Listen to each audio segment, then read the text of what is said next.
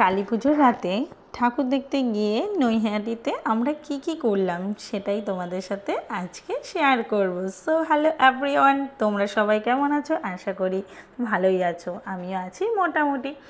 তো যাই হোক, আমরা তো বড় মার কাছে পৌঁছে গিয়েছিলাম, এটা ঠিক কালী পুজোর আগের দিনের, কারণ পাড়ার সব বৌদিরা মিলে একসাথে গেছিলাম। তো বাচ্চা কাচ্চা নিয়ে যাব বলে অনেকটা ঠিক বেলায় বেরিয়েছিলাম, জানো তো।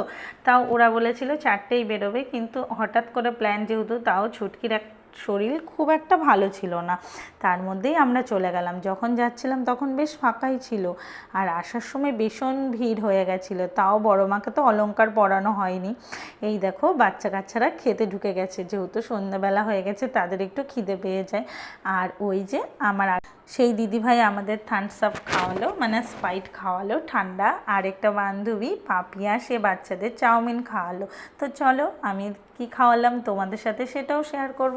তো আস্তে আস্তে আমরা নৈহাটির বড় মাকে দেখে, মেজো মাকে দেখে, ছোটো মাকে দেখে ফেরিঘাটের দিকে আসলাম। ফেরিঘাটটা এত সুন্দর করেছে বন্ধুরা, তোমাদের কি বলবো। আমি তো অনেক দিন যাইনি, অনেক দিন পরে গেলাম, প্রায় ছোটজন হওয়ার অনেক আগে গেছিলাম। তো যাই হোক, এই দেখো রিজু দাঁড়িয়ে আছে, আর হলো মিমি। তো আর ওদিকে পাপিয়া, আমি, কাবেরী দি, আরেকটা কাকিমা, বেশ সুন্দর আমরা সবাই মিলে ফেরিঘাটে বসে একটু মজা করে নিয়েছিলাম। আর এই দেখো, তারপরে চলে আসলাম নৈহাটি আপের দিকে।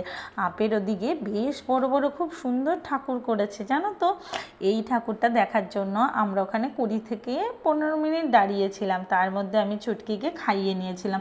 হয়তো জানো তো, অনেকে বলবে বাবা বাচ্চা নিয়ে ঠাকুর দেখতে চলে গেছে।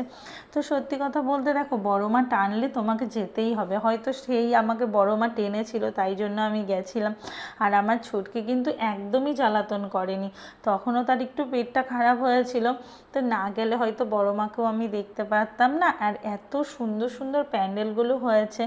তো যাই হোক, সব মিলেমিশে একটাই কথা, আমাদের পাড়ার সব দিদিরাই খুব ভালো, জানো তো, যে কজন আমরা মিলে গেছিলাম। আর এই ঠাকুরটা দেখে তো আমাদের মন ভরে গেছে।